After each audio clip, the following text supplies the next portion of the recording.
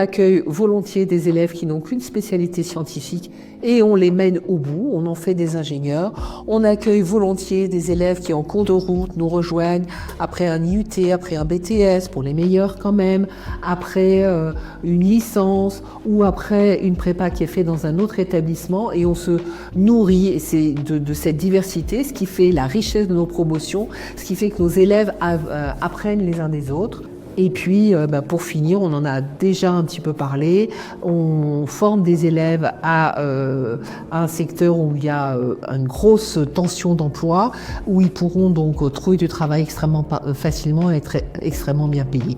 On a dit tout à l'heure que l'école était internationale, 20% d'élèves étrangers.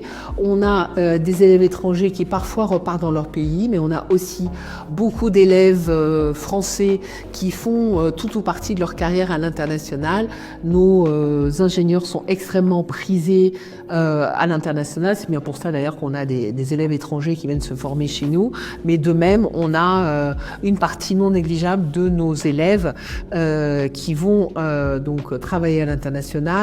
L'école est très internationale, on en a parlé. À partir du cycle ingénieur, les cours sont en anglais. On peut aussi faire 5 années à l'ISEP en anglais si on le souhaite. On a une prépa intégrée, donc un cycle ingénieur intégré qui se fait 100% en anglais.